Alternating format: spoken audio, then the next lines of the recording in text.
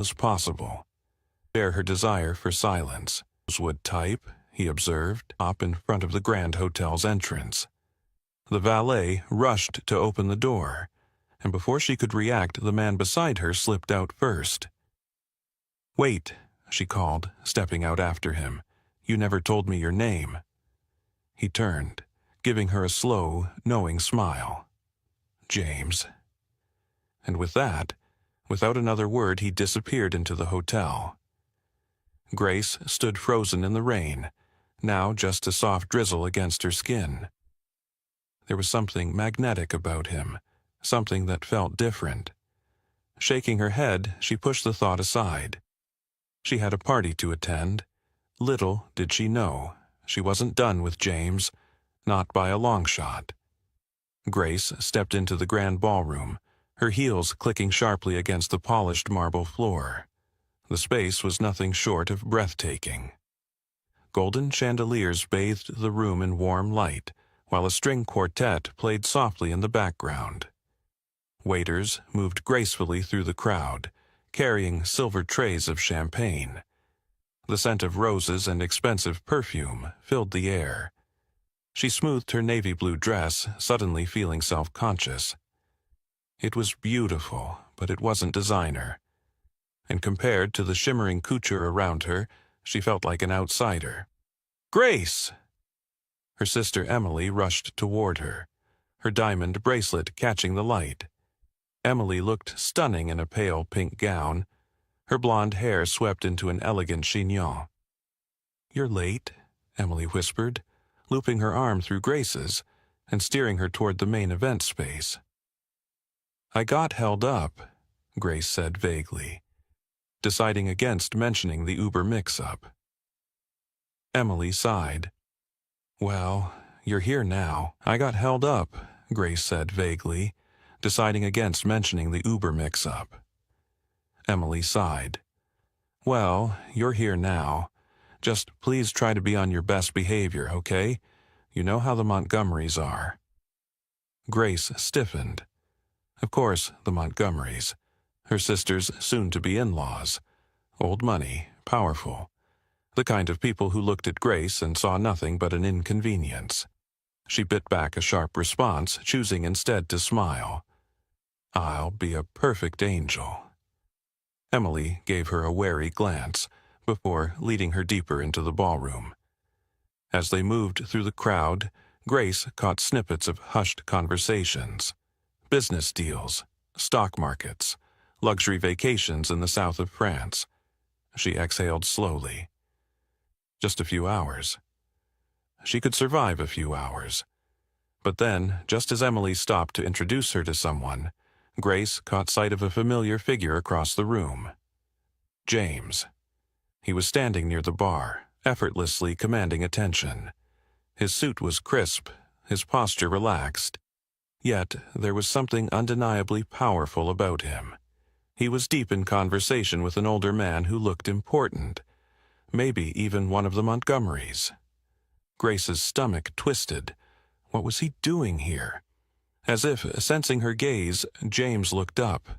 Their eyes met, and then he smirked. Grace's pulse skipped. Before she could react, Emily tugged at her arm. "Grace, this is Mr. Montgomery," Emily said, her voice unnaturally high. Grace turned to face a tall, silver-haired man with sharp blue eyes. He extended his hand, his expression polite but distant. "Ah, so you're the younger Harper sister," he said smoothly. "Emily has told us so much about you." Grace shook his hand, her grip firm. "All good things, I hope." The older man chuckled, though it didn't quite reach his eyes. "Of course." Before the conversation could continue, a new voice entered the mix. James stepped into the conversation with ease, his presence commanding attention. "I see you've met Grace," he said smoothly. Grace's heart skipped. "James," Mr. Montgomery. "Didn't expect to see you here," James smirked. "Had a change of plans, and I'm glad I did." His eyes flickered to Grace, amusement behind them. Grace was stunned. Before she could process, Andrew, Emily's fiancé, appeared, shaking James's hand. "James, didn't know you were in town." "I'm full of surprises," James replied, his confusion. "James Ashford, CEO of Ashford Enterprises?" Emily clarified. Grace froze. He was a billionaire. Everything about him clicked now. James enjoyed the realization spreading across her face. "We had an interesting car ride," he said casually. Grace struggled to stay composed. She'd just been talking to one of the most powerful men in the city, and had no idea who he was. She excused herself. He teased. Grace rolled her eyes. "Should I be impressed?" He smiled, his gaze deepening. "I don't need you to be impressed, Grace. I just need you to be honest." His words lingered, and for a moment "Why do you care?" she asked. "Because you're different," he said, his voice softer. "You don't care about money or status. You just exist here." Before she could reply, Mr. Montgomery appeared. "Ah, there you are," he said, breaking the moment. James stiffened. "Something on your mind?" "I wanted to discuss a private investment opportunity," Mr. Montgomery said, his gaze briefly flicking to Grace. She took the hint and excused herself. James gave her a small nod. "Enjoy your evening, Grace." As she walked back inside, Grace couldn't shake the feeling of leaving something behind, but she forced herself to stay focused. The night continued, but the memory of James lingered. Just as she was about to leave, she heard his voice again. "Leaving so soon?" Grace froze when she saw James standing in the doorway, hands in his pockets, his expression unreadable. "It's been a long night," she said, forcing a smile. James stepped closer. "Come with me." "Excuse me?" "I want to show you something," he replied. Against her better judgment, she nodded. "Fine, but I'm not interested in your wealth." Minutes later, they were in a sleek black car, and Grace could feel the charged silence. The car stopped at a building with floor-to-ceiling windows, of hair behind her ear, sending a shiver down her spine. "Tell me you don't feel it, too." Her voice barely a whisper, she admitted. "I do, but it doesn't make sense." "Since when has anything worth having ever made sense?" he asked. "I don't belong in your world," she said, voice tight.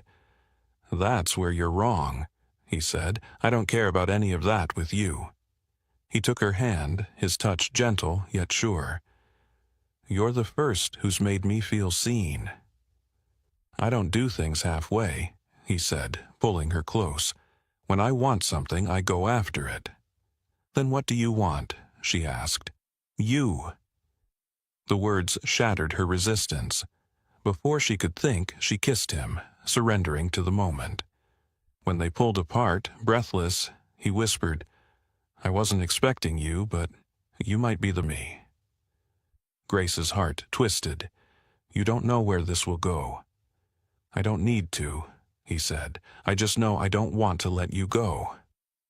The next morning, her phone buzzed, James's name on the screen. "Did you sleep well?" A smile tugged at her lips. She replied, "Surprisingly, yes." He quickly responded, "Not as well as I would have if you were beside me." Her heart fluttered. "Grace, up do you?" "James, not when it's something I want. Dinner tonight?" She hesitated, then typed one word. "Okay." That evening, James showed up at her door in a navy suit. "Ready?" he asked, eyes lingering on her. The night was effortless, filled with laughter and shared stories. When he took her hand, his voice was soft.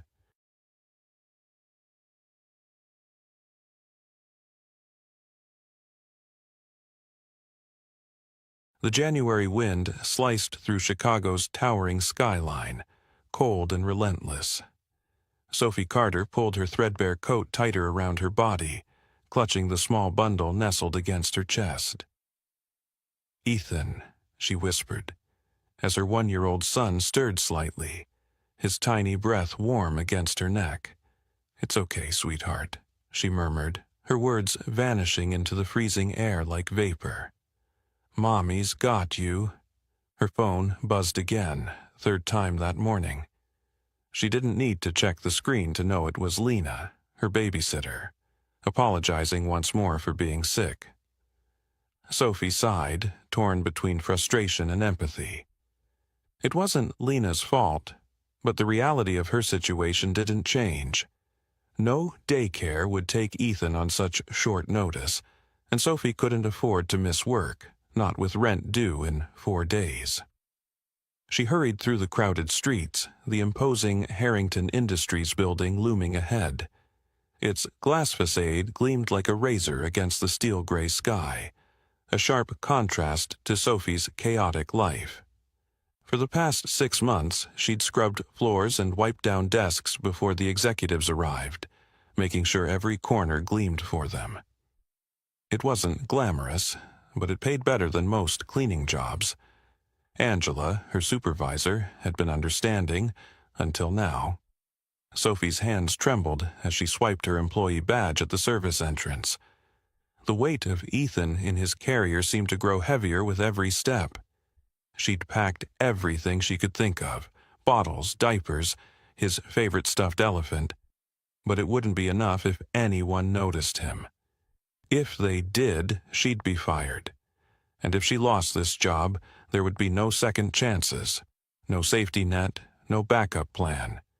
Just an eviction notice and an uncertain future.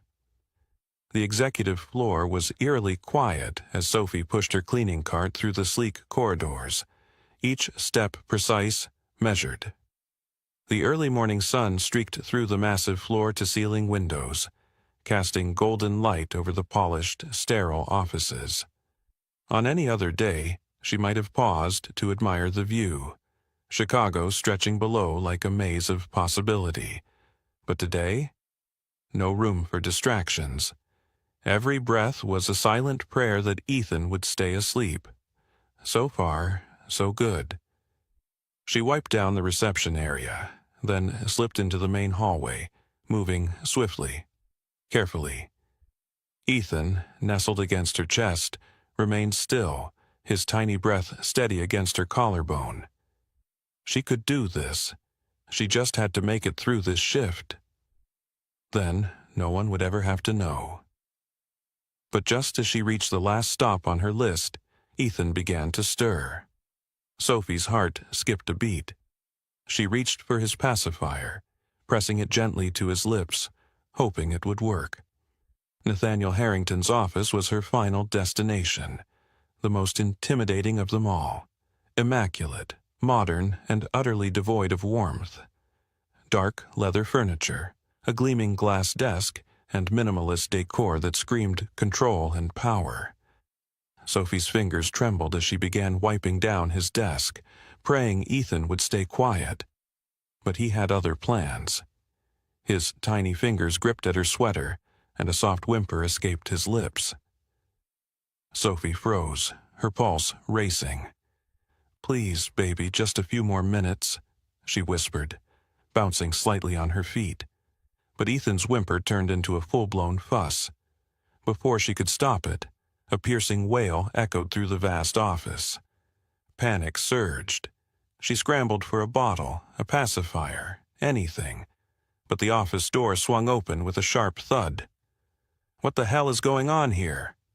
The voice was deep, commanding. A voice that sent a jolt of pure fear through her spine. Sophie turned slowly, her breath catching as she came face to face with Nathaniel Harrington. He stood in the doorway, a towering figure, dressed in a perfectly tailored charcoal suit.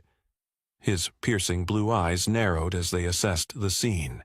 Sophie, trembling, clutching her son, the cleaning supplies scattered at her feet, and a baby screaming in the middle of a multi-million-dollar office. Her entire future flashed before her eyes. "Mr. Harrington, I can explain," she stammered, her voice barely a whisper. Nathaniel's icy gaze flicked from her to Ethan. His jaw tightened. Why is there a child in my office?" His tone was sharp, cold as steel. It sliced through the noise of Ethan's cries, freezing Sophie's heart in her chest. She held Ethan closer, dread pooling in her stomach. She had broken the rules. She'd been caught, and now she was about to lose everything. Her pulse thundered in her ears, but she squeezed her son tighter, scrambling for words. Any words to salvage the situation. "I had no choice," she managed. "My babysitter got sick and I couldn't find anyone else. I know it's against the rules, but I swear he won't be a distraction. I'll work faster, stay late. Please, Mr. Harrington, I just need this job."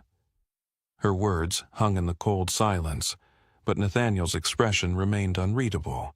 Nathaniel's blue eyes, calculating and intense, assessed her, making Sophie feel small. Ethan, unaware, let out a soft whimper. Sophie's heart twisted. Then, to her shock, Nathaniel stepped forward. His gaze softened as he looked from Sophie to Ethan. "May I?" His voice, still controlled, lacked its usual cold edge. Sophie hesitated, stunned. This was Nathaniel Harrington, the man who intimidated everyone. Yet, here he was, asking to hold her son. Frozen for a moment, Sophie carefully transferred Ethan into Nathaniel's arms. To her surprise, Ethan stopped fussing and snuggled into Nathaniel's chest. Nathaniel glanced down at the baby, his posture protective. "Rough morning, huh?" he murmured softly. Sophie watched, her chest aching as Nathaniel rocked Ethan, a tenderness she hadn't expected from him. But as quickly as the moment arrived, it vanished. Nathaniel's phone buzzed, and the warmth in his expression disappeared. He handed Ethan back to Sophie, straightening his tie. "You can't bring him into the office again," he said, his tone still firm, though gentler than before. Sophie's heart sank. I can't afford. There's a daycare in the building next door. I'll make an exception. He'll have a place there starting tomorrow." Sophie blinked, speechless. "Why are you doing this?" Nathaniel's jaw tightened. Then he said quietly, "Because no one should have to choose Bob and their child." Before she could respond, he turned back to his desk, the conversation over. As she left his office with Ethan in her arms, Sophie felt something shift between them. Nathaniel wasn't as heartless as she had believed. Sophie hadn't expected to see much of Nathaniel after that morning, but their paths kept crossing. At first, it was accidental. A brief exchange when picking up Ethan, a polite nod. Then, the moments grew more frequent. One evening, Sophie found Nathaniel crouched beside Ethan, letting the baby tug at his silk tie. Another time, Nathaniel approached after Sophie finished cleaning the executive lounge. "You're avoiding me," he said. Sophie hesitated. "I'm just doing my job, Mr. Harrington." "Nathaniel," he replied, his lips quirking into a small smile. Their interactions became more frequent, casual exchanges that gradually deepened. Nathaniel began asking about Ethan's day and noticing Sophie's exhaustion. One evening, Ethan tugged at Nathaniel's tie again, and Nathaniel chuckled. A sound so light-hearted, Sophie was momentarily stunned. Then, as they stood by the entrance of the building, the silence between them stretched, and Nathaniel's voice finally broke it. "Have dinner with me?" Sophie's heart skipped a beat. She should have said no. She should have brushed it off as one of those moments people had when they didn't think things through.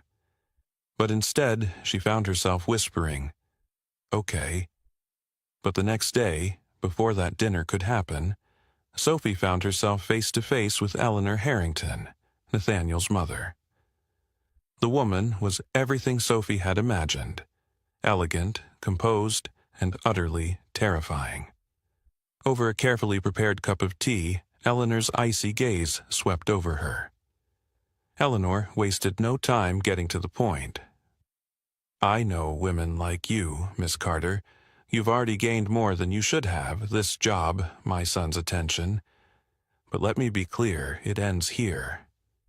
Sophie's stomach twisted, but she met Eleanor's gaze steadily. I'm not after anything. Eleanor's smile was sharp, predatory. Then you won't mind walking away. She reached into her handbag, pulling out a checkbook. Name your price. The insult stung, but Sophie refused to let it show. Setting her cup down, she stood, her spine straightening. I think we're done here.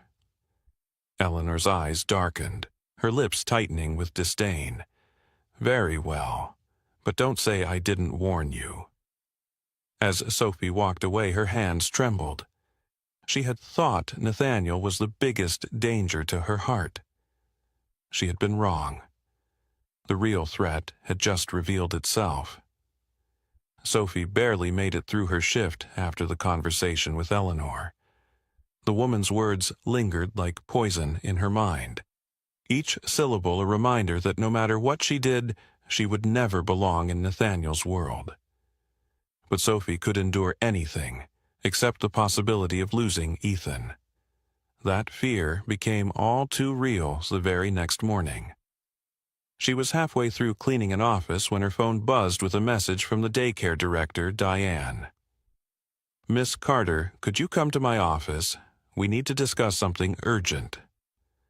Panic surged through Sophie as she rushed downstairs, her heart hammering in her chest.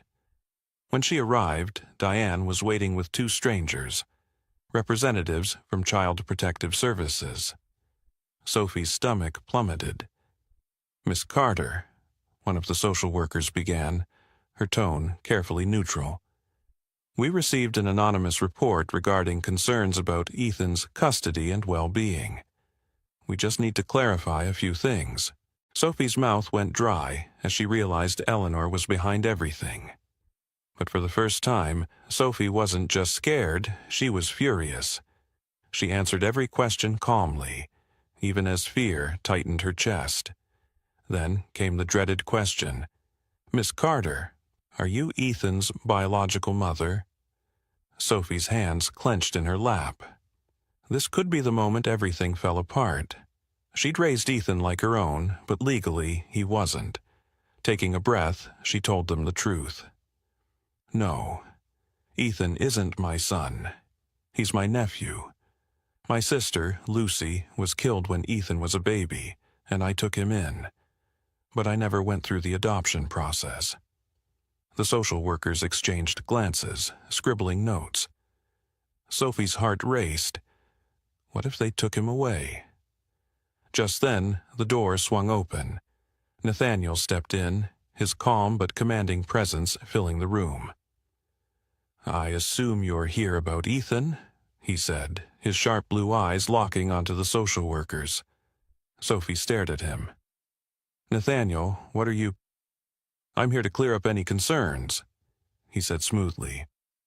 Ethan is well cared for, and if custody is an issue, I have a solution. He turned to Sophie, his eyes intense. Marry me. The words stunned Sophie. The social workers shifted uncomfortably, but Mary, no one can question Ethan's stability. It gives you the legal standing to adopt him without interference. It protects him and you. Sophie's chest tightened. Was this really happening? You can't just propose like this. Nathaniel's expression softened. This isn't a business deal, Sophie. I care about you and Ethan more than I thought possible. This is about choosing you both. Sophie's heart raced. She'd convinced herself Nathaniel was beyond her reach, but now he was choosing her. She looked at Ethan, safe and happy, and realized Nathaniel was already part of their family. I'll marry you, she whispered. Later, standing in Nathaniel's office, Sophie protested again. You can't just decide we should get married. Nathaniel's voice softened. I'm not deciding for you. I'm asking you to choose us. With Ethan playing at Nathaniel's feet, Sophie realized Nathaniel had already become family. "Okay," she whispered. Surprise flickered in Nathaniel's eyes, and then he kissed her. Weeks later, Sophie stood in a designer gown at a private ceremony, walking down the aisle to Nathaniel. "You look beautiful," he said, taking her hands. "You're not too bad yourself," she smiled. The vows were simple, but when Nathaniel kissed her, Sophie knew this was home. That night she watched Nathaniel tuck Ethan into bed. "You're good at that," she whispered. Nathaniel smiled softly. "At being a dad?" He looked at Ethan, then back at Sophie. "Thanks, because he's mine." Sophie felt her heart settle. Yes, he was. And as Nathaniel pulled her close, she knew this wasn't just a marriage. It was love, and it was only just beginning. The Malibu sunset bled into the sky in shades of amber, and rose as Jasper Alexander Monroe's black Rolls-Royce Ghost glided through the wrought iron gates of his estate. 2 years of self-imposed exile on his luxury yacht had distanced him from this place. Yet, as he passed the familiar curve of the driveway, the feeling was both welcoming and suffocating. His fingers gripped the leather steering wheel, knuckles whitening with tension. The sprawling mansion loomed ahead, a monument to everything he'd built and everything he'd lost. "Home, sweet home," he muttered, his voice heavy with irony. The last time he had crossed those thresholds, his world had been intact. But now, at 34, he returned a different man, hardened, scarred by betrayal, and determined to rebuild his life on his own terms. The security system buzzed as his fingerprint was recognized. With a soft beep, the doors opened, welcoming him back into the marble foyer. His Italian leather shoes clicked across the floor, the sound echoing in the hollow emptiness of the house. The scent of vanilla and jasmine lingered in the air. Definitely not his doing. His jaw tightened, his blue-gray eyes scanning the space for any other changes. Everything appeared immaculate, just as he expected from Zaid Clark, his trusted assistant. She had managed his affairs with flawless precision over the past 5 years, from billion-dollar contracts to the wreckage of his personal life. Even now, he could picture her, silent, graceful, commanding, yet never intrusive. Her loyalty was the only thing that had remained constant when his perfect life had crumbled. The thought of Zaid brought an unexpected warmth to his chest, a feeling he quickly dismissed. She had been the one person who hadn't betrayed him until now. Climbing the grand staircase, the weight of exhaustion settled over his shoulders. 2 years of running couldn't erase the memories. The sting of finding his wife, Vanessa, in his office with his best friend and business partner, Ethan. That betrayal had left him shattered. A scandal that had rocked Los Angeles' elite circles. But none of it mattered now. He was here to rebuild. As he neared the master suite, his steps faltered. The door stood ajar, unusual for a house that should have been empty. A soft gold light spilled into the hallway, accompanied by the sound of steady breathing. His muscles tensed, instincts kicking in as he pushed the door open. What he saw froze him in place. Zaid lay asleep in his bed, her long, dark hair cascading across the pillows like silk. She hadn't bothered to change, still wearing her tailored black dress that highlighted her curves, yet exuded professional elegance. One hand rested near her face, her features softened by sleep, her usual guardedness stripped away. For a moment, Jasper forgot how to breathe.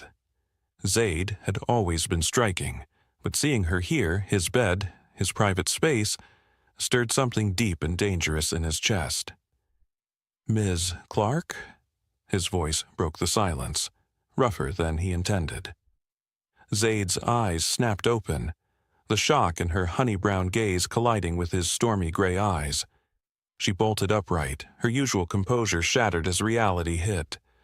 "Mr. Monroe," she stammered, scrambling to her feet, her hands trembling as she smoothed down her dress. "I didn't expect you back so soon." "Clearly," he replied, his tone controlled, yet tinged with disbelief. "Care to explain why you're sleeping in my bed?" Zaid straightened, gathering her dignity with a swift breath. Even caught off guard, she exuded strength and grace. "I can explain everything, Mr. Monroe," she said, her voice steady despite the circumstances. He leaned against the doorframe, his imposing figure blocking the only exit. The room seemed to shrink under the weight of his presence, as the scent of his Bleu de Chanel cologne mingled with her jasmine perfume, stirring something unsettling in him. "There was an issue with my apartment building," she began, her voice composed despite the situation. "A pipe burst, causing extensive damage. The repairs are taking longer than expected, and with the current housing market in Malibu," she lifted her chin. "I made a judgment call. The house was empty. I needed a safe place to stay temporarily." Jasper studied her, his sharp eyes taking in the subtle flush on her cheeks, the poised way she held herself. For 5 years, Zaid had never once crossed a line. She was the epitome of professionalism, always discreet, always loyal. Yet now— "How long?" he asked quietly. 3 weeks, she replied, meeting his gaze with quiet defiance. "I've been looking for a new place, but between managing your affairs and everything else—" Jasper's jaw clenched. Here was the woman who had kept his empire intact while he nursed his wounds at sea. The woman who had protected his interests as if they were her own, never once asking for more than her salary. "You could have called me," he said finally, running a hand through frustration. "I didn't want to disturb your process," she said simply. "You were healing. It didn't require your attention."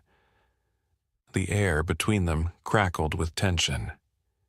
He stepped closer, his face sharper in the soft lighting, weathered by 2 years of isolation.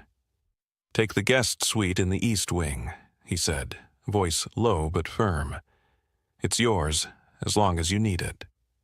Her surprise was evident. "Mr. Monroe, I couldn't possibly—" "It's part of your compensation," he cut in. "You've earned it, Ms. Clark."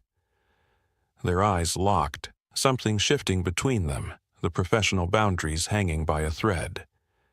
Zaid gathered her things, her heels clicking as she moved past him. The brush of her arm against his chest sent a jolt through both of them. At the door, she paused. "Welcome home, Mr. Monroe." Jasper sank onto the bed, the warmth and jasmine scent of her still lingering. He had returned to rebuild his life, but instead he faced an unexpected challenge, the pull toward Zaid Clark, the one person who hadn't betrayed him, now threatening the walls he'd built around his heart. Later, he stepped closer to her. "Zaid," he said softly, "you were incredible today." Zaid's heart skipped a beat, but she fought the vulnerability. "We make a good team," she replied evenly. "I'm not just talking about work," he murmured, brushing his hand against hers. Zaid's pulse quickened, but she held her ground. "We can't afford distractions," she said firmly, the words almost a mantra. He nodded, but there was sadness in his voice. "No distractions," he agreed. As she gathered her things to leave, he called after her. "I don't think this is over," he said quietly. "You don't have to carry everything alone." Zaid paused, her emotions swirling, but she nodded curtly. "I'll see you at the meeting." She left, the weight of his gaze lingering on her back. The storm inside her was far from over. Richard interrupted with news of the press downstairs. They stepped into the elevator, their professional walls crumbling. Later, Zaid reported that the press was on their side, but Jasper wasn't fooled. Was tracking my ex-wife part of your job? You needed protection, she said. You were too trusting. And your intentions? He asked. Nothing about this is professional anymore, she whispered. In a raw, unrestrained moment, they kissed. Later, by the pool, Jasper pulled her aside. Walk away if you don't feel this. She couldn't. The next morning, Zaid tried to act normal, but Jasper pushed her. We're pretending nothing happened. We have a deal to close, she replied. Richard warned her about corporate romance. Alone in a conference room, she tried to steady her nerves. Jasper interrupted. Cancel your lunch plans. We're going somewhere. On the Pacific Coast Highway, Zaid teased, This is kidnapping. No, he replied. Kidnapping involves unwilling participants.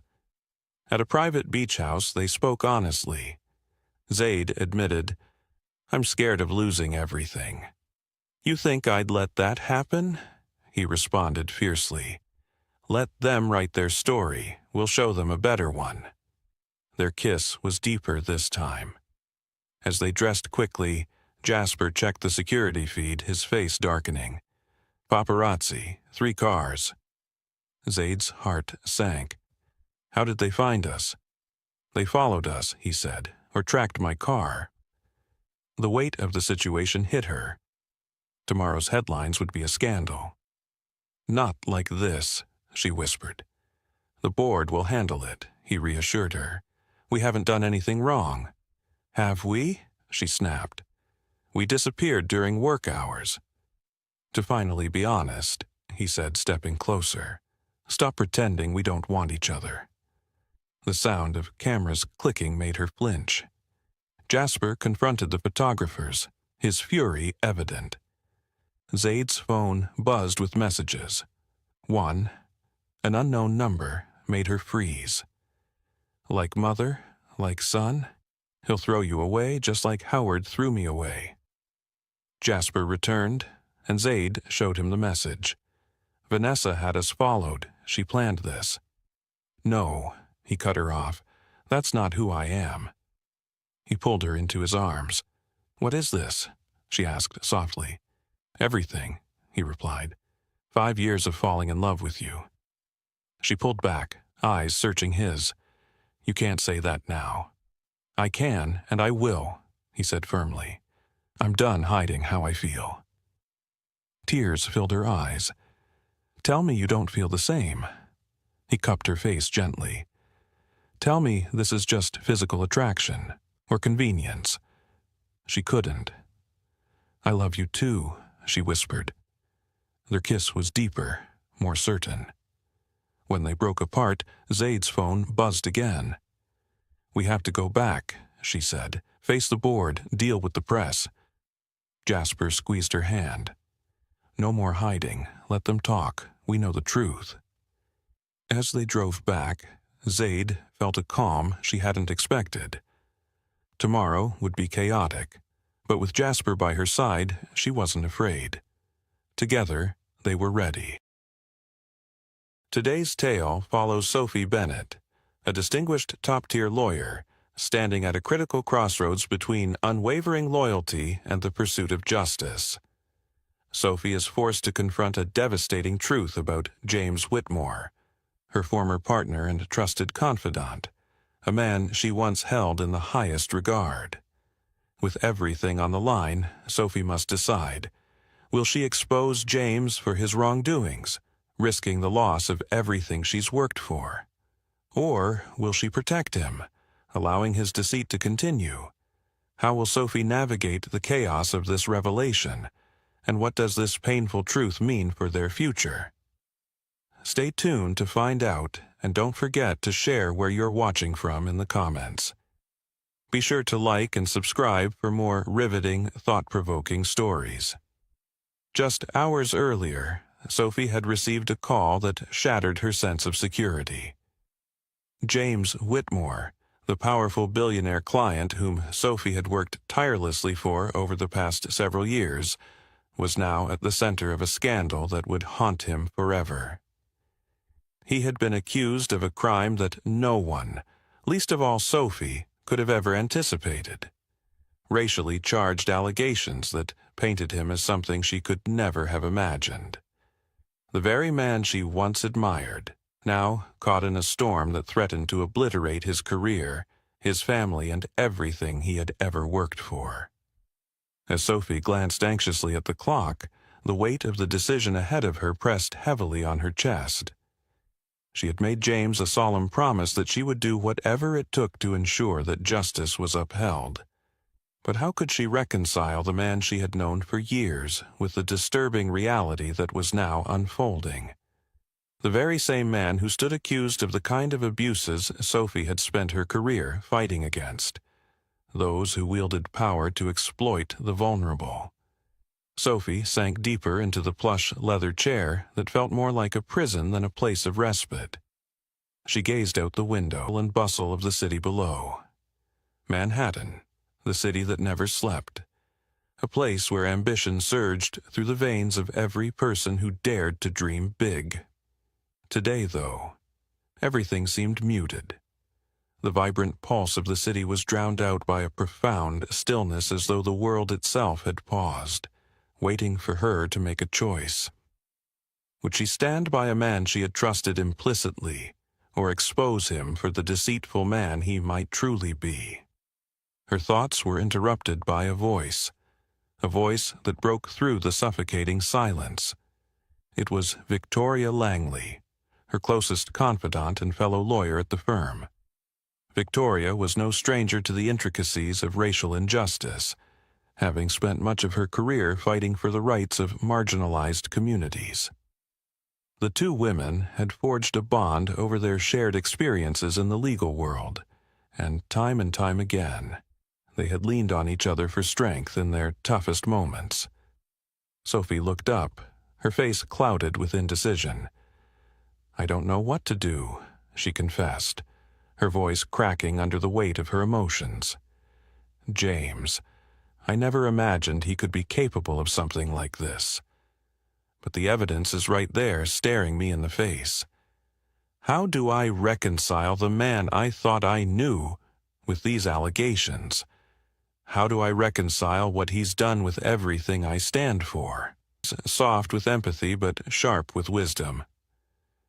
"I know this is hard," she said gently, "but you've always known why you became a lawyer in the first place. You fight for what's right, not for the ones who can pay your fees or who hold power over others. You fight for justice, Sophie. You fight for those who have no voice. This isn't just about James. It's about a broken system that has hurt so many for far too long." Sophie's heart sank as Victoria's words echoed in her mind. This case wasn't simply about James, nor was it about his fortune or status. It was about confronting the same injustice Sophie had spent her entire career battling. It was about facing the system, the very system that perpetuates inequality and gives the powerful a free pass. If she chose to stand by James, she would be contributing to the machinery that sustains that power, protecting the elite and pushing the oppressed further down. But if she exposed him, she risked everything: her career, her reputation, and the place she had fought so hard to carve out for herself in a world that had never been kind to her. "I wish I could just walk away," Sophie muttered, staring out the window again, the weight of the decision crushing her. "But I know I can't. Not when the truth is at stake. Not when people are depending on me." Victoria reached across the table and placed a hand gently on Sophie's, her voice steady and resolute. "You don't have to walk away, but you have to decide what kind of lawyer you want to be, and more importantly, what kind of person you want to be. The world needs people like you, people who are willing to speak the truth, even when it's uncomfortable, even when it's painful. The world needs people who will fight for justice, no matter the cost." For the first time that evening, as the weight of the world seemed to lift just slightly, Sophie felt a flicker of clarity. She knew what she had to do, But even as the decision became clearer, the path forward remained daunting. The journey ahead would be fraught with challenges, and Sophie would face opposition from unexpected quarters. As the sun dipped below the horizon, casting long shadows over the city, Sophie made a silent promise to herself. No matter the consequences, she would choose the path of truth. She would fight for justice, even if it meant standing alone, even if it meant going up against those who had once supported her. But before all of that, she had to face James, the man she had once trusted with everything, the man who had been her ally, her partner, and her friend. But now, he was the man she feared might be hiding the darkest of secrets. The following evening, the air in New York City seemed thick with anticipation and dread. Sophie Bennett walked briskly through the streets of Manhattan, the weight of her decision settling heavier with every step she took. The city pulsed with its usual energy, but inside her, everything was in turmoil. She had agreed to meet James Whitmore at his penthouse, a place that once felt like home, a place that now seemed like a courtroom where she would be the one judging him. Sophie's steps faltered for a brief moment, but she steeled herself. Tonight, everything would change. The following evening, the air in New York City buzzed with tension, a palpable mix of anticipation and dread. Sophie Bennett walked briskly through the streets of Manhattan, each step growing heavier as she neared the Witt Tower, a gleaming symbol of wealth and power. It was a place where the elite, the power brokers, and the city's most influential figures made their homes. The towering glass edifice gleamed under the fading sunlight, its sleek modern lines a stark contrast to the tumult of emotions swirling inside Sophie. The incongruity of it all hit her. This symbol of wealth, a place of privilege and status, was now the site of a reckoning. As her heels clicked sharply against the pavement, Sophie couldn't shake the feeling that the life she had built, the career she had meticulously crafted, and the relationships she had so carefully fostered were all hanging by a thread. The truth she was about to confront could shatter everything. Entering the lobby of the Witt Tower, Sophie was greeted by the doorman, who recognized her immediately. His greeting was respectful, his tone formal, but beneath the surface, Sophie could feel his eyes studying her, wondering, perhaps, what had brought her here tonight, knowing that the air of tension surrounding James's scandal had reached every corner of the city. "Good evening, Miss Bennett," the doorman said with a polite nod. Sophie forced a smile, her stomach a knot of nerves as she stepped toward the elevator. The ride up felt interminable, the slow ascent to the top floor only amplifying the uncertainty gnawing at her. With each floor that passed, it was as though she was moving further away from the woman she had once been. James Whitmore had always been a figure of confidence and charm, a man who commanded attention and respect with ease.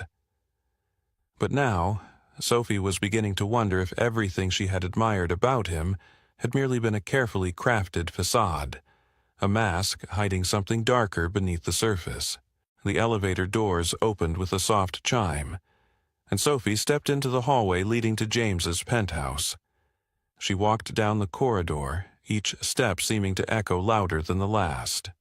The knot in her stomach tightened, a sensation of foreboding settling over her as she neared the door. Her hand hovered for a moment before she knocked softly, the sound seeming to reverberate in the silence of the hallway. A moment later, the door swung open, and there stood James Whitmore, every bit the wealthy mogul he was, impeccably dressed in a sharp suit, his posture perfect, exuding an aura of untouchable confidence. But even as he greeted her, there was something different in his eyes, something Sophie couldn't quite place, something that spoke of guilt and uncertainty. "Sophie," James said, his voice smooth, but carrying an undertone of hesitation. "I'm glad you could make it." She stepped inside, the air thick with the weight of what was about to unfold. "James," she replied, her voice steady but laced with tension. "We need to talk." The door closed behind her with a quiet click, sealing them both in the quiet, opulent space. The moment was heavy, fraught with the weight of unspoken words. James led her into the living room, where the expansive view of the Manhattan skyline sprawled before them, its lights twinkling like stars, a sharp contrast to the storm brewing inside.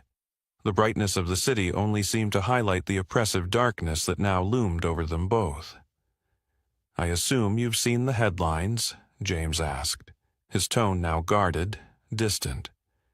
"I never expected it to go this far." Sophie nodded, her gaze unwavering as she met his eyes. "I've seen everything, James, the accusations, the evidence, everything. James, you need to tell me what happened. This isn't something we can just ignore." James hesitated, his fingers running through his hair in a gesture of nervousness Sophie had never seen from him before. "I didn't mean for any of this to happen, Sophie. I swear to you, I didn't."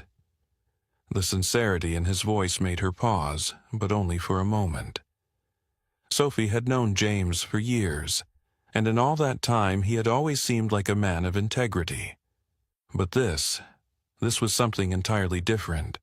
This wasn't a legal case or a business deal. This was about something much more personal, something that could tear apart everything they had worked for. "You've always been a fighter, James," Sophie said quietly, her voice trembling with the weight of her own emotions. "But this isn't about fighting in a courtroom anymore. This is about facing the truth." James turned away from her, walking toward the large window that overlooked the city. He stood there for a long moment, his back to her as he stared out at the skyline, the weight of his thoughts heavy in the silence. Then, slowly, he spoke again, his voice strained.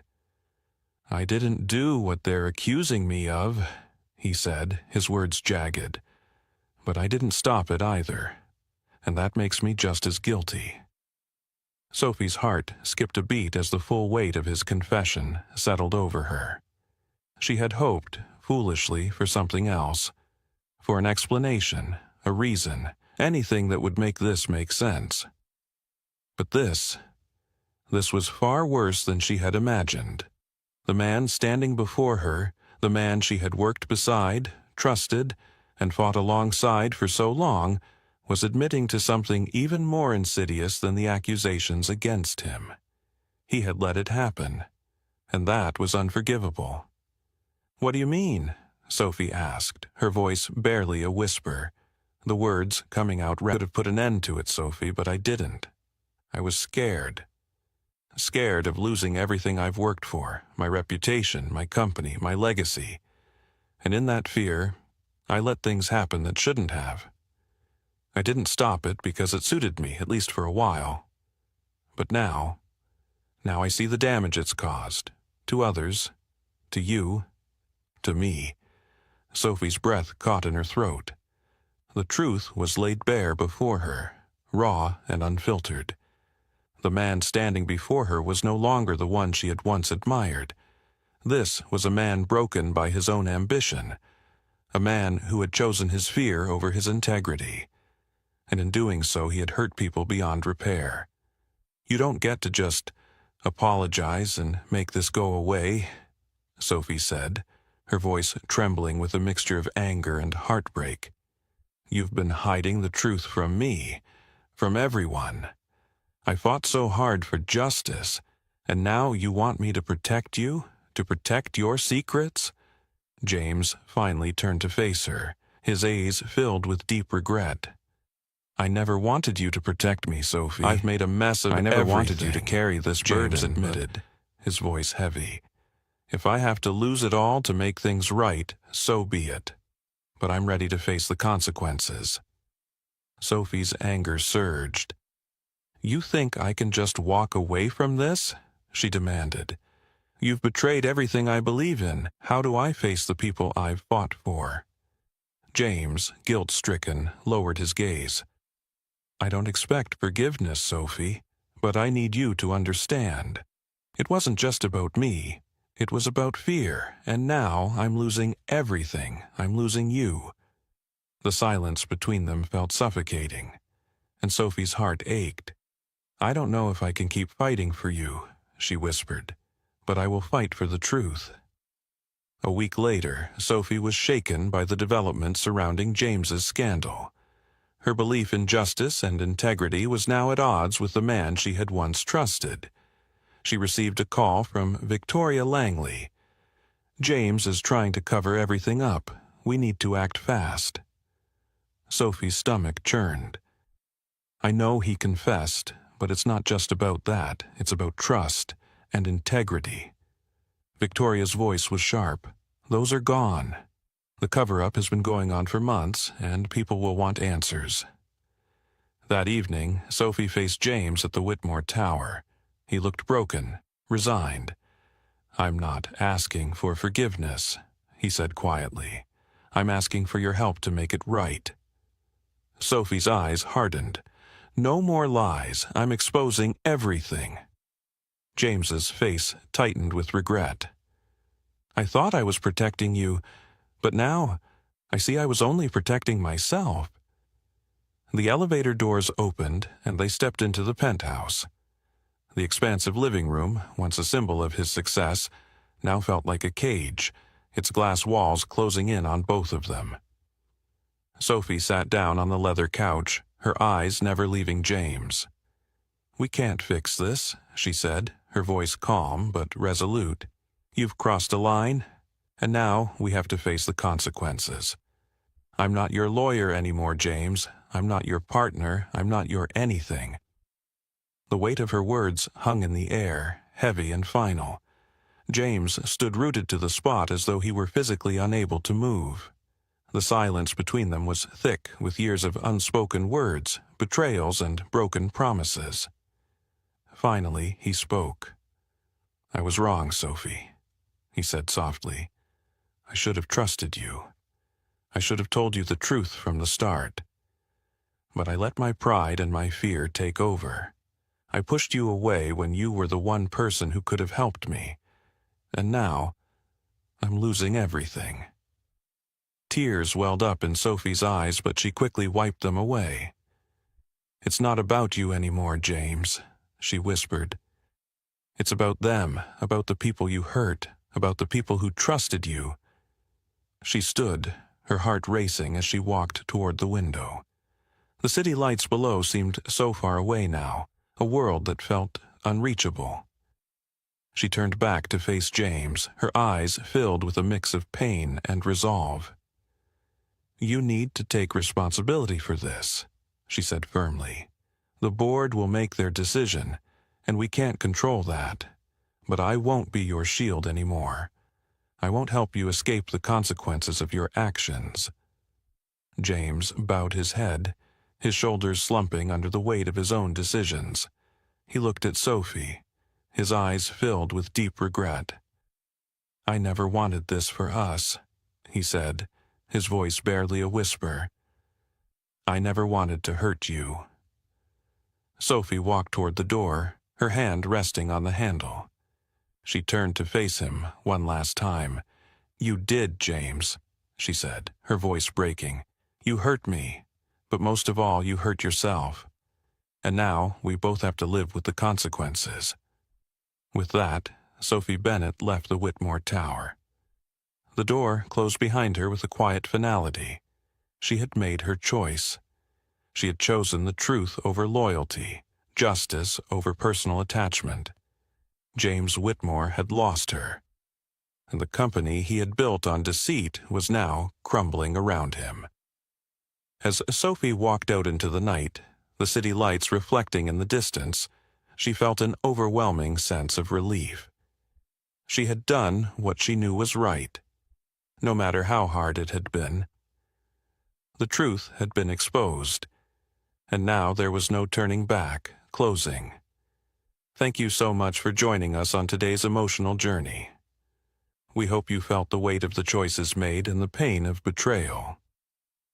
Sophie and James's story shows us that sometimes choosing the truth can be the hardest decision of all. We'd love to hear your thoughts. Do you think Sophie made the right decision? Drop your comments below, and don't forget to like, share, and subscribe for more stories that inspire, challenge, and provoke deep thought. Until next time. Jake Mitchell had spent his entire life in the quiet, unassuming town of Brookfield. At 24, he was the kind of person everyone knew, dependable, hardworking, and as constant as the sunrise. A mechanic at Mike's auto shop, Jake spent his days immersed in the greasy world of engines, carburetors, and exhaust pipes. To the outside world it was just a job, but for Jake, the garage was far more than that. It was a refuge, a sanctuary. The scent of motor oil, the rhythmic clank of wrenches, and the hum of revving engines were the steady background to his life. In the chaos of a routine that offered little more than a paycheck and a sense of purpose, it was the only place that truly grounded him. Despite the long hours and the meager pay that barely covered rent and utilities, Jake clung to a single, quiet ambition. One day, he would own his own garage. It was a dream that seemed distant, almost unreachable, like a star on the horizon, taunting him with its beauty, but always just beyond his grasp. That evening, as the air turned crisp with the sharp bite of late autumn, Jake finished locking up the garage. The sky hung heavy, dark clouds brooding ominously above, as if warning of something to come. He slung his worn leather bag over his shoulder and began his trek home.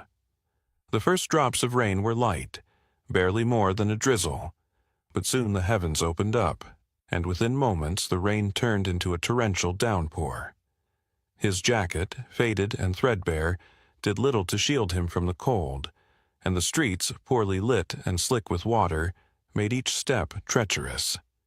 His mind wandered aimlessly, cycling through the usual thoughts: overdue bills, an uncertain future, and the distant dream of a life that felt increasingly unreachable. Then, just as his boots splashed through the growing puddles, a sound tore through the night. The shriek of tires on wet pavement, the violent screech of rubber against the road. Jake's head snapped up, his heart leaping into his throat. A black luxury car, sleek and out of place on the small-town streets, was skidding uncontrollably. The headlights cast erratic shadows, blinding him for a moment before the car veered off the road, slamming into a tree with a deafening crash. The sound of metal crunching and glass shattering echoed in the air, followed by an eerie silence, broken only by the relentless pounding of the rain. Jake's heart hammered in his chest. Without a second thought, he dropped his bag and sprinted toward the wreck.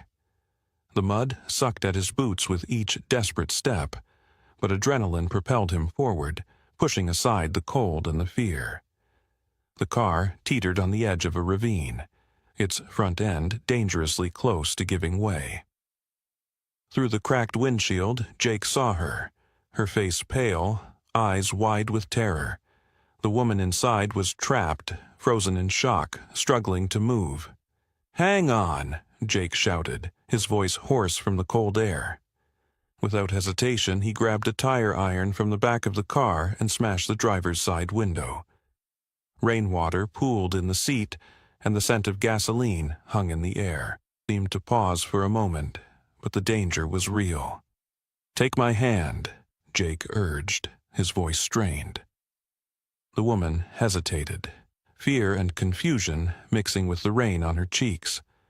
Her trembling hand reached out, and with a strength Jake didn't expect, she grasped his. He pulled her out just as the car shifted, its wheels sliding further down the muddy slope. They tumbled to the ground together, gasping for breath, mud splattering their clothes. The woman, still shaken, clutched at her drenched clothes, her body shivering uncontrollably. You saved me," she stammered, her voice barely audible over the storm. Jake offered a faint, exhausted smile, his own breath coming in ragged gasps. Just doing what anyone would do. Her eyes, wide with a mixture of gratitude and disbelief, locked onto his. "Please, let me reward you. You deserve—" Jake shook his head, his expression firm but kind. "You don't owe me anything. I'm just glad you're safe." As he stood up, rain dripping from his hair, he turned away and disappeared into the storm, his silhouette vanishing into the dark night. Madison Carter stood there, her heart pounding, as the weight of the night's events settled on her shoulders. She had no idea that this brief, chance encounter with a stranger would change the trajectory of her life forever. The following morning, Madison could not shake the memory of the man who had saved her life. Sitting in her lavish office at Carter Enterprises, surrounded by sleek glass and steel, the weight of her responsibilities felt heavier than usual. As the CEO of a multi-billion-dollar corporation, Madison was used to a world where people either feared her, envied her, or sought to take something from her. But Jake Mitchell, the mechanic who had pulled her from the wreckage, didn't care about her status. He had acted with humility. With genuine concern for her well-being, and that was something she couldn't ignore. "Erica," Madison called, her voice sharp with purpose. A moment later, her assistant entered, a woman whose efficiency and resourcefulness were unmatched. "I need you to find someone for me." "Of course, Miss Carter," Erica replied, her tone quick and professional. "Who are we looking for?" "The man who pulled me out of that wreck last night," Madison said, her eyes distant as she replayed the moment in her mind. Within hours, of paper in her hand. "Jake Mitchell?" she asked, her voice warm, but carrying the unmistakable confidence of someone used to being listened to. Jake wiped his hands on a rag, feeling a rush of awkwardness flood his face. "Yeah, that's me. You didn't have to come here," he said, unsure how to react to the unexpected attention. Madison's gaze softened, but her resolve was clear. "I owe you more than just a thank you, Jake," she said, her tone serious, her eyes reflecting something deeper, something that Jake couldn't quite place. Madison handed him her business card with a calm but deliberate gesture. "If you ever need anything, call me. I mean it." Jake hesitated for a moment before accepting the card, the weight of her words lingering in the cool, rainy night. Her world felt so far away from his own, so polished, so distant. As she walked away, disappearing into the storm, Mike, his boss, gave him a knowing nudge. "Kid, that's opportunity knocking. Don't be too proud to answer it." Jake merely smiled and tucked the card into his jacket pocket. He wasn't sure what to make of it. People like him, people from small towns and oil-stained garages, didn't get chances like that. Or so he thought. 2 days later, a hand-delivered envelope arrived at the garage. The paper was thick, expensive, embossed with the Carter Enterprises logo. It was an invitation, a formal request to meet Madison Carter at her office. Jake stared at the envelope for what felt like hours. The idea of walking into a sleek skyscraper, surrounded by people who likely wouldn't spare him a second glance, made his stomach churn. Yet, curiosity, and maybe a sliver of hope, pushed him to act.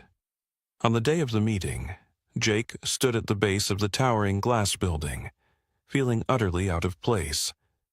The lobby was a blur of sharp suits and crisp briefcases, a world that seemed so foreign, so untouchable. A receptionist led him to the top floor, where Madison's office loomed over the city, a fortress of glass and chrome. "Thank you for coming." Madison greeted him warmly, as if their encounter wasn't just a twist of fate, but something she had carefully orchestrated. Jake swallowed hard, feeling like a fish out of water. "I'm not sure why I'm here," he admitted, his voice betraying his uncertainty. Madison's gaze was unwavering, as steady as a ship's rudder. "You saved my life, Jake. And I don't think it was just luck. You didn't ask for anything in return. That says something about your character." Jake shifted uncomfortably, running a hand through his hair. "I just did what anyone would do," he replied softly, still trying to make sense of the situation. Madison leaned tense. "I see potential in you," she said, her voice a mixture of confidence and certainty. "My assistant, and let's see where it takes you."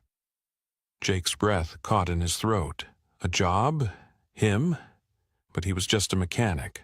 Nothing more, nothing less. Jake's breath caught in his throat. A job? Him? But he was just a mechanic. Nothing more, nothing less. "You're more than that," Madison insisted, her voice unwavering.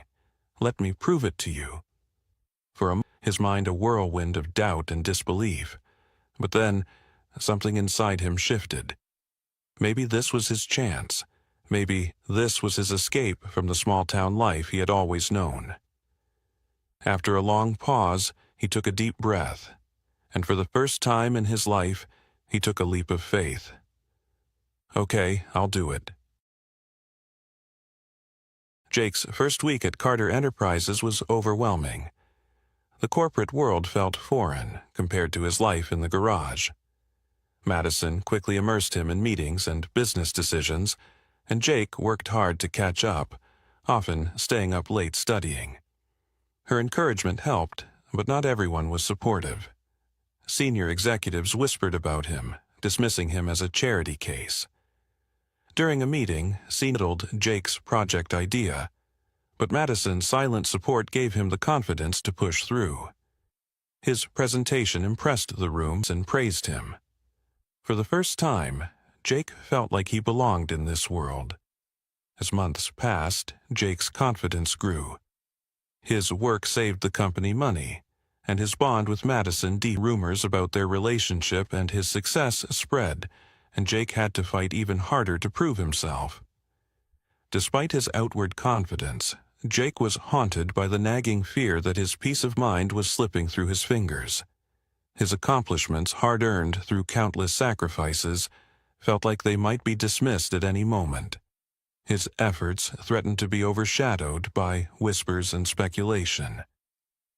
One evening, as the sun dipped behind the city's skyline, casting a warm glow across the office, Jake and Madison found themselves alone in the quiet space. The room, softened by the fading daylight, seemed to echo the unspoken tension between them. Jake hesitated, his voice barely above a whisper. "Why are you helping me, Madison?" She met his gaze, her eyes reflecting a strength tempered by vulnerability. "Because I believe in you, Jake, and because you remind me of what true hard work